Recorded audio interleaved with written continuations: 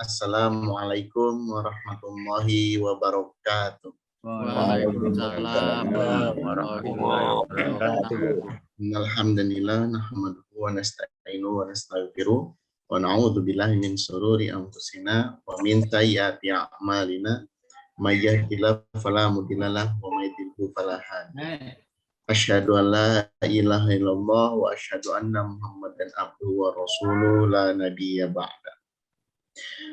Pertama-tama, yang paling utama, marilah kita senantiasa panjatkan puji serta syukur kehadirat Allah Subhanahu wa Ta'ala, karena atas berkat rahmat dan hidayahnya lah kita semua dapat bertemu kembali, bersilaturahmi kembali dipertemukan melalui Golden Habits Forum, yang alhamdulillah pada hari ini kita sudah memasuki pada episode yang ke-42 dan merupakan episode perdana di tahun 2020.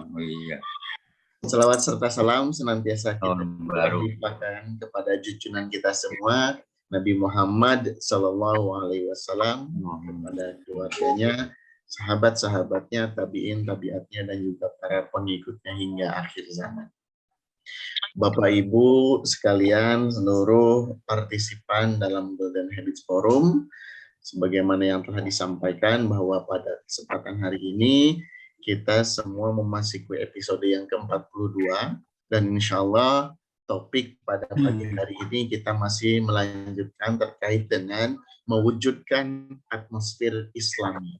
Bagaimana beraktivitas dengan adab Islami, yang insya Allah telah membersamai dengan kita semua narasumber kita, yaitu beliau Dr. Haji Agus Sukaca.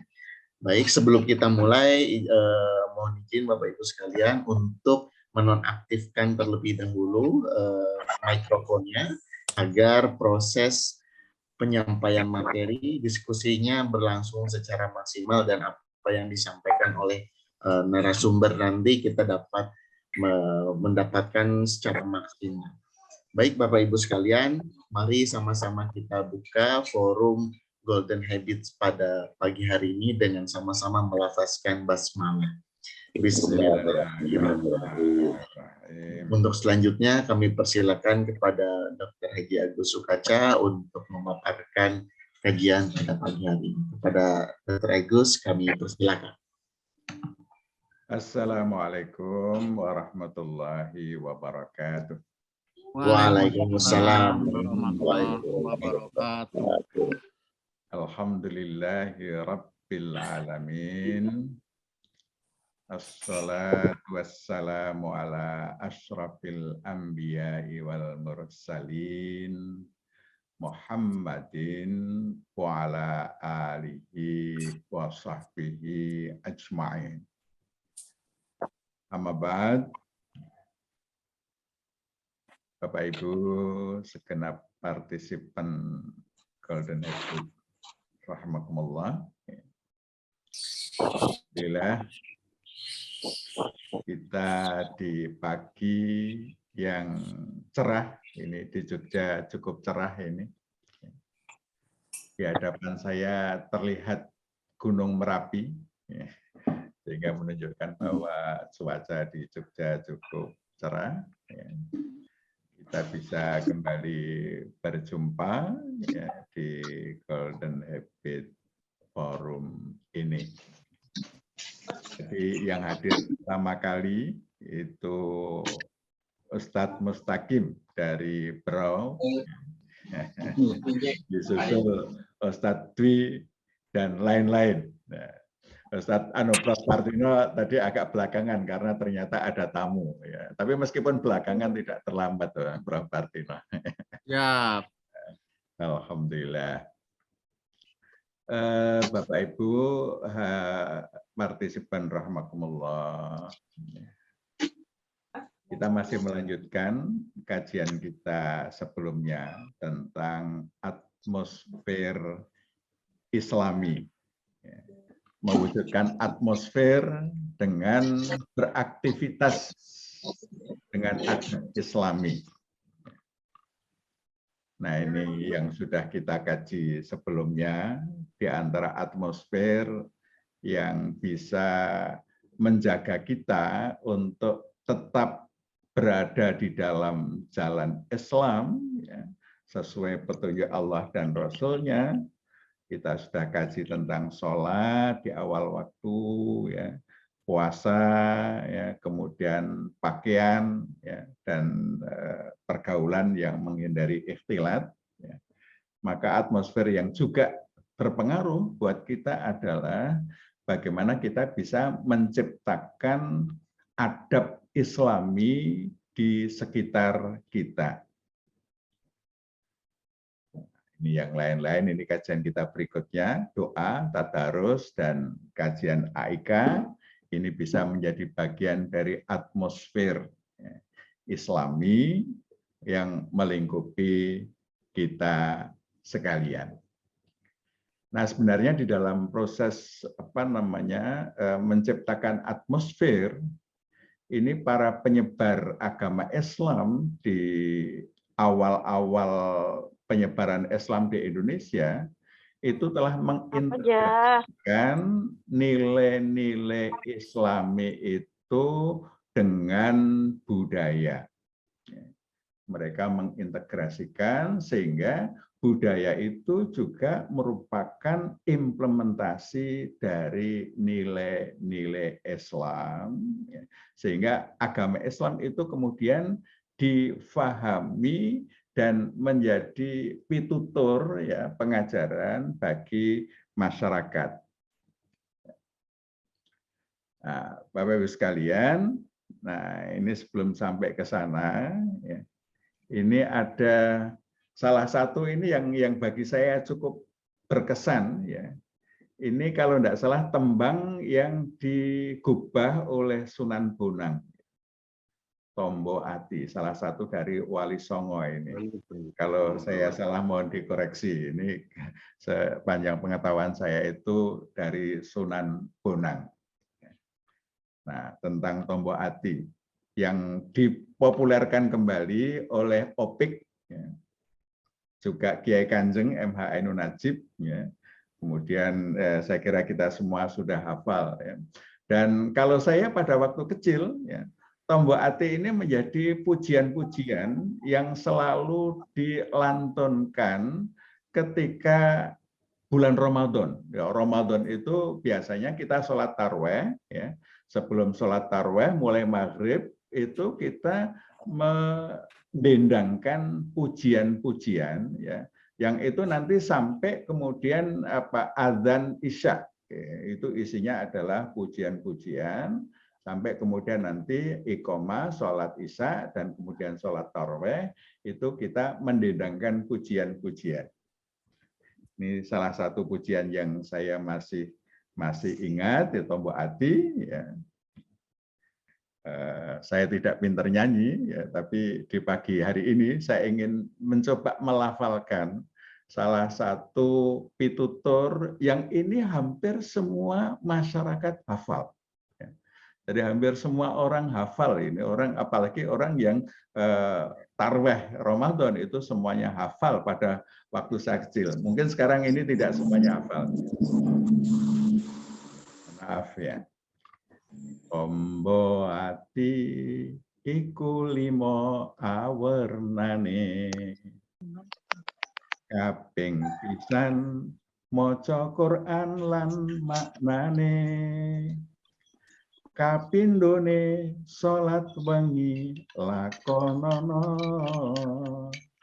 kaping telu wong kang soleh kumpulono, kaping papat kudu weteng ingkang luwe, kaping 5 zikir wengi ingkang suwe. Salah sawijine sapa bisa ngelakoni, mugi-mugi Gusti Allah nyembadani. Nah, ini semua hafal dulu, meskipun ini kemudian banyak ditinggalkan hafalan-hafalan seperti ini, ya, karena Ini salah satu fatwa yang mungkin pernah kita dengar bersama. Itu pokoknya ya di masjid jangan uro-uro, di masjid jangan nembang, ya. Kalau mau tarweh, mau sholat, nggak usah macam-macam, semua mesti tenang, ya.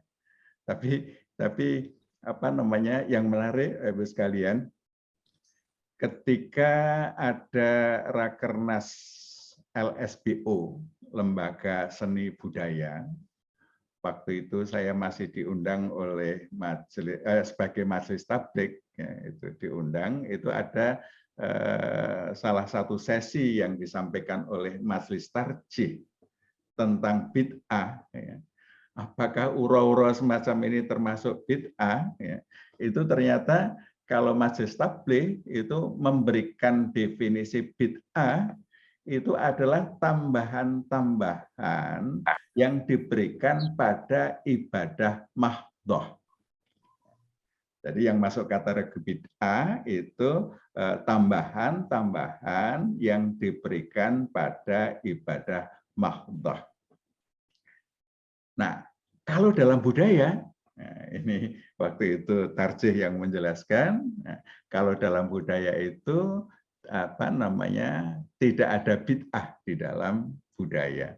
Ya, jadi bid'ah itu adanya di dalam ibadah mahdhah.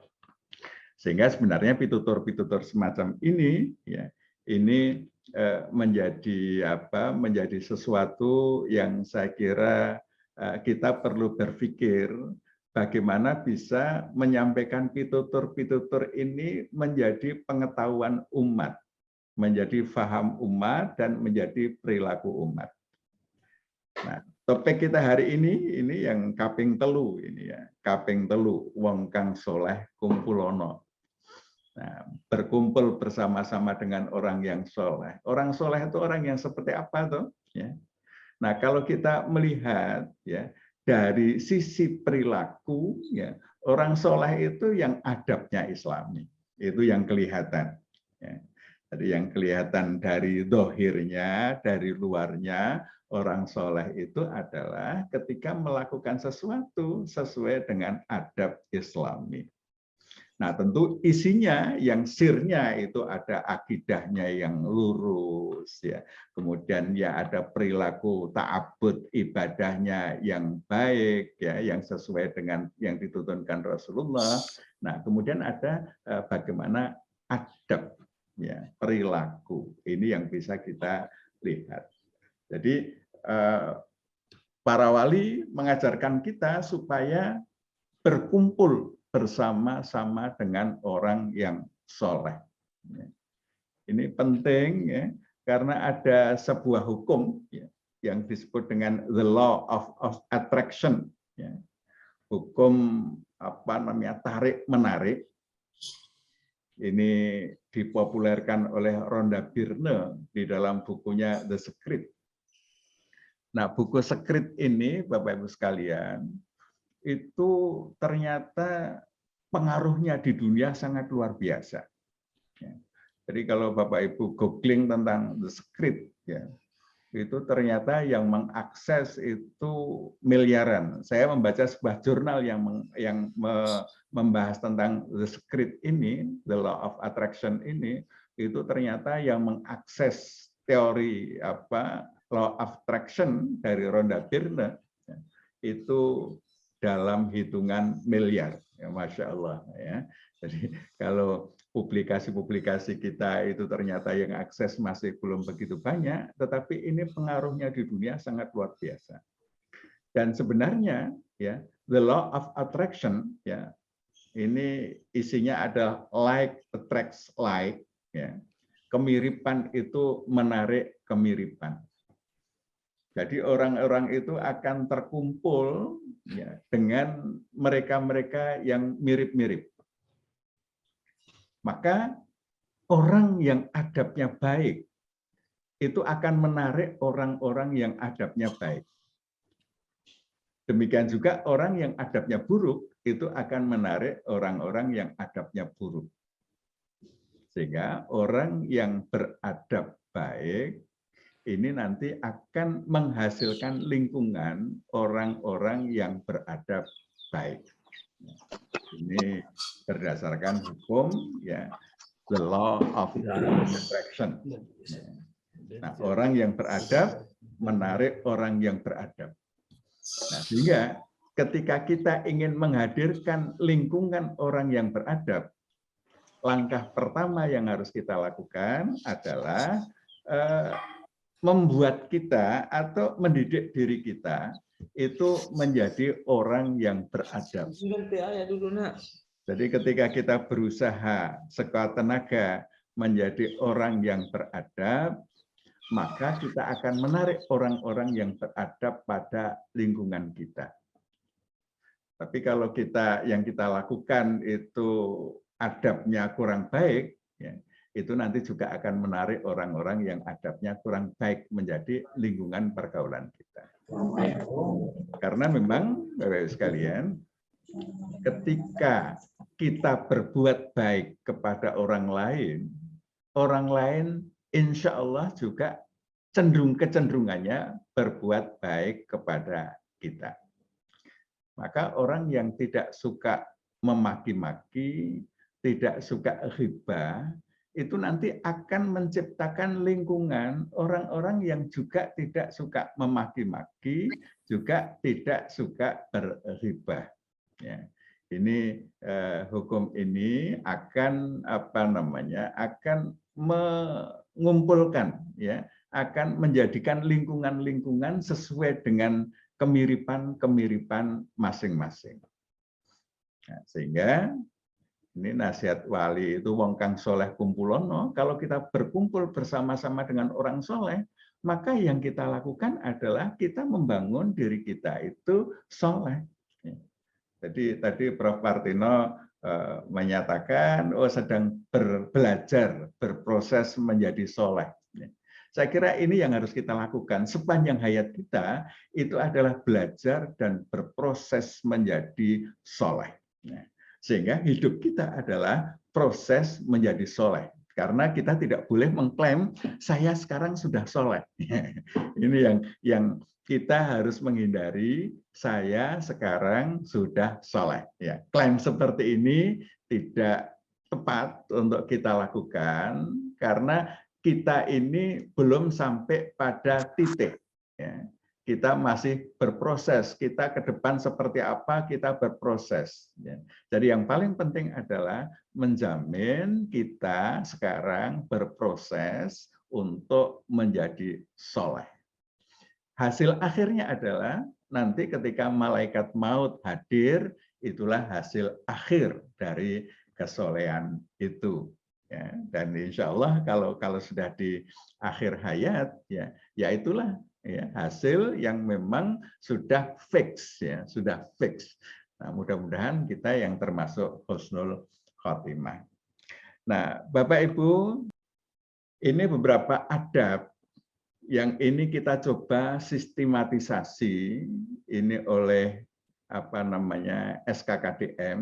Ya, SKKDM ini beberapa kali saya bercerita tentang SKKDM, standar karakter dan kompetensi, ya, Dokter Muhammadiyah, dan ini kita jadikan menjadi sistem pembinaan para mahasiswa. Ya. Ini ada formulasi rumusan adab. Ya. Ini untuk membangun karakter pengamal soleh. Apa saja? Ada 3 hal. Yang pertama adab terhadap diri sendiri. Yang kedua, adab terhadap orang lain. Dan yang ketiga, adab terhadap tempat dan alat. Masing-masing ada 10 indikator. Ini kita binakan, dan untuk mahasiswa FKUAD itu mereka mengisi logbook, ya, mengisi logbook. Seperti misalnya adab terhadap diri sendiri. Ini ada 10 item. Ya. 1, mengawali aktivitas selalu dengan basmalah. 2, mengakhiri aktivitas selalu dengan hamdalah. 3, makan minum selalu dengan tangan kanan, secukupnya, tidak mencela, dan menghabiskan yang diambil. Yang keempat, memberi dan menerima sesuatu selalu dengan tangan kanan. 5. Beristinja selalu dengan tangan kiri. 6.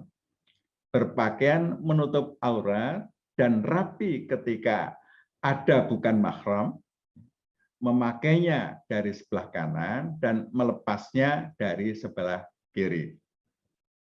7. Setiap bersin membaca hamdalah. 8. Berdoa sebelum tidur dan saat bangun. 9. Setiap pergi berpamitan dan berdoa. 10. Menjaga hak tubuh. Istirahat, kebersihan, makan, olahraga. Ini adab terhadap diri sendiri ya, yang kita coba untuk pimpinkan pelaksanaannya pada setiap mahasiswa. Ini juga berlaku untuk kita semua. Nah, ini bagaimana mengisi logbooknya untuk para siswa? Mengisinya ini ada 4 kriteria. Ya, 0 ya, kriteria 0 ya, skornya itu 0 kalau sama sekali tidak melakukan. Ya, jadi misalnya dalam 1 hari ini aktivitas nggak ada basmalahnya, itu nilainya 0. Nah, nilainya 1 ya, itu kalau dilakukan sedikit, ya, melakukan tetapi porsinya sedikit. Ya, ini nilainya 1. Ya, jadi misalnya hari ini ada 20 aktivitas, bismillahnya hanya 3 kali misalnya. Nah, ini nilainya sedikit. Nah, nilainya 2 itu dilakukan hampir semua, separuh ya, separuh lebih aktivitas dalam 1 hari itu dilaksanakan. Ya. Jadi semua aktivitas hari ini dari 20 aktivitas ada 15 kali membaca basmalah. Atau mungkin makan minum ya selalu dengan tangan kanan ya, tidak mencela ya, menghabiskan yang diambil, jadi yang ada di piring itu habis ya. Nah, berapa capaiannya? Kalau lebih dari separuh maka nilainya 2. Kalau dalam 1 hari itu full dilakukan total ya, semuanya dilakukan, pokoknya tidak ada aktivitas tanpa basmalah, itu skornya 3. Nah, ini Bapak sekalian, ini adalah sebuah upaya untuk mempunyai sebuah formula ideal. Harusnya adab saya terhadap diri saya sendiri itu seperti ini. Sehingga setiap hari kita melakukan evaluasi, sudah atau belum. Ini adalah bagian dari proses pembiasaan. Nah, kemudian terhadap orang lain. Selalu senyum, salam, dan sapa saat berjumpa orang-orang yang dikenal. Selalu menjawab salam orang lain. 3, menjaga pembicaraan selalu baik. Ini kita evaluasi, kita ngomongnya ini ada enggak omongan-omongan yang tidak baik. Yang keempat, menjaga bahasa tubuh selalu baik. Kita komunikasi itu bukan hanya dengan lisan, tetapi juga dengan bahasa tubuh. Yang kelima, tidak berbohong.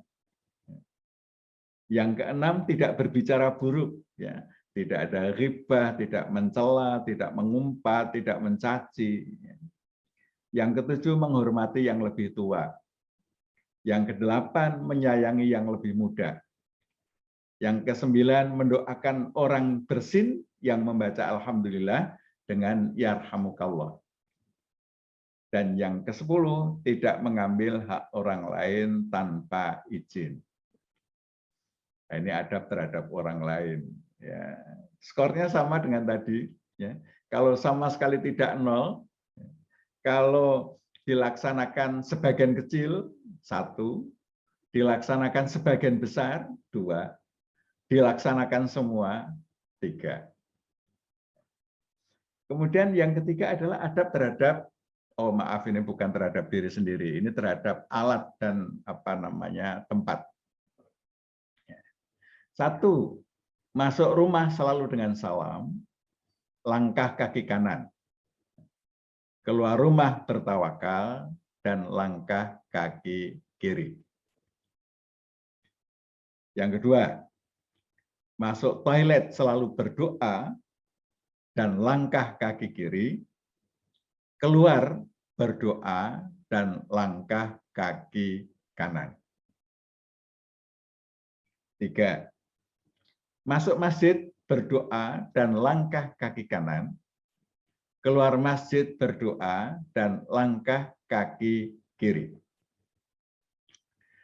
Yang keempat, memenuhi hak masjid dengan melakukan sholat tahiyatul masjid saat memasukinya sebelum duduk. Jadi masuk masjid itu pertama yang dilakukan adalah sholat tahiyatul masjid. Meskipun untuk acara pengajian ini kita sering ya, ketika kita sudah memungkinkan luring menyelenggarakan pengajian di masjid, banyak orang yang hadir langsung duduk. Ya. Nah ini berarti kurang beradab terhadap masjid. Ya. Jadi tahiyatul masjid. Ya. Yang kelima, selalu berdoa saat naik kendaraan dan sampai tujuan. Doa yang banyak sering dilupakan ya, naik kendaraan langsung gas, langsung tancap. Ya. Padahal adabnya kita mesti berdoa terlebih dahulu. Ya. Setiap masuk gedung, ya, apakah kampus, apakah ruang belajar atau gedung apa, selalu berdoa dan langkah kaki kanan, keluar bertawakal dan langkah kaki kiri. Ini bagaimana bisa dipimpinkan ya. Di jalan selalu bertawakal, tidak membahayakan orang lain dan menjaga hak pengguna jalan lainnya. Kedelapan, selalu menjaga kebersihan dan kerapian tempat tinggal, masjid, kampus dan tempat-tempat lain yang didatangi. Jadi kita tidak menjadi sumber kotoran di tempat-tempat yang kita datangi. Kan ada kadang-kadang kita datang buang sampah di situ. Ya. Yang kesembilan, merawat dan menjaga alat-alat belajar, kerja dalam keadaan siap pakai, bersih dan rapi. Yang ke-10, membuang sampah pada tempatnya.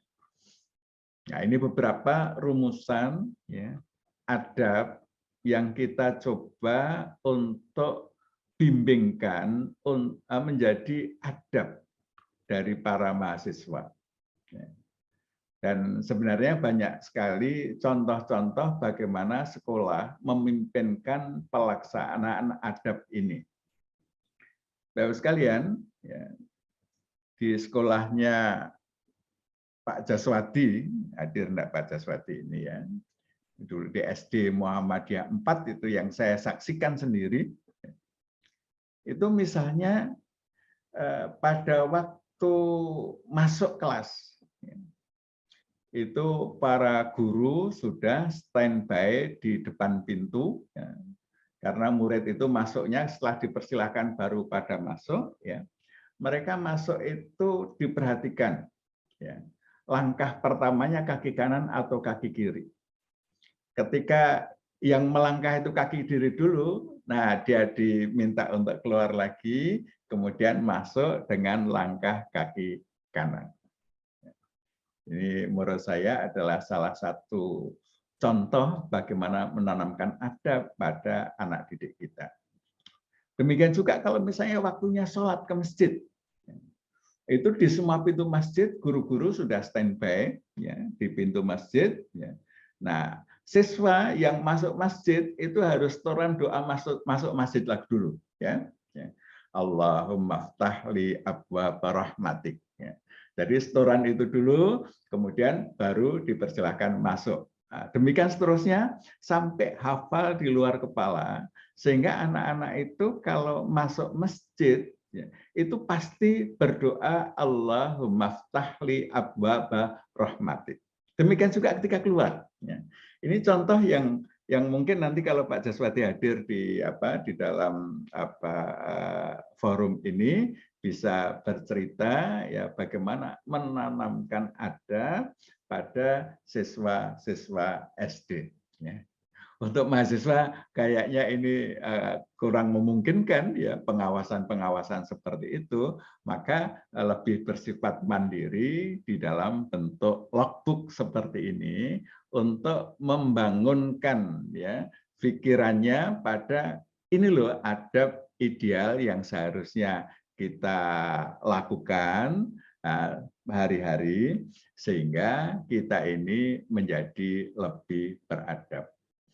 Nah, insya Allah kalau adab ini kita lakukan, Bapak Ibu sekalian, ya, ini akan membawa kita ya pada adab Islami yang pada akhirnya nanti akan menarik lingkungan yang Islami juga. Sehingga ketika kita beradab Islami, kemudian kita berada pada lingkungan orang-orang yang beradab Islami, ya, itu akan menjaga. Ya. Jadi kalau kita di lingkungan orang yang beradab Islami, mau berbuat yang tidak beradab itu ada hambatan mental yang luar biasa. Inilah yang kemudian berfungsi menjadi atmosfer, ya, menjadi pelindung ya, kita untuk tetap berada dalam kondisi yang baik. Bersama orang-orang soleh di sekitar kita, maka ketika kita melakukan sesuatu yang kurang pantas, itu sudah merasa risih dengan sendirinya. Belum diingatkan saja kita sudah risih, ya. Apalagi sampai ada yang mengingatkan, wah ini tentu akan tambah risih sehingga kita tidak akan terdorong melakukan aktivitas-aktivitas yang tidak pantas atau yang dalam kacamata Islam itu dianggap tidak beradab. Ya. Oleh karena itu, Bapak Ibu sekalian, saudara-saudara, adik-adik mahasiswa, ya, mari kita belajar terus ya dan berusaha terus untuk menjadikan perilaku kita itu sesuai dengan adab Islami. Insya Allah ya, ini akan menjadikan langkah-langkah kita itu langkah-langkah menuju surga Jannatun Naim. Saya kira demikian Bapak Ibu sekalian sebagai pengantar ya. Mohon nanti bisa dipertajam oleh Bapak Ibu yang hadir di dalam forum ini. Ya. Assalamualaikum warahmatullahi wabarakatuh. Waalaikumsalam warahmatullahi wabarakatuh. Terima kasih Dagil Sukaca tadi telah memberikan ulasan terkait bagaimana menjalankan adab Islami baik kepada diri sendiri, kepada orang lain ataupun kepada tempat yang kita singgahi. Menarik dari apa yang telah disampaikan Ustaz Agus tadi dari lirik Tombo Ate bahwa yang ketiga itu adalah berkumpul bersama orang-orang soleh. Dan mudah-mudahan berkumpulnya kita di forum ini adalah salah satu implementasi untuk selalu berkumpul bersama orang-orang soleh di forum ini. Jadi insya Allah mudah-mudahan yang ada di forum rutin kita ini adalah orang-orang soleh semua. Insya Allah. Amin.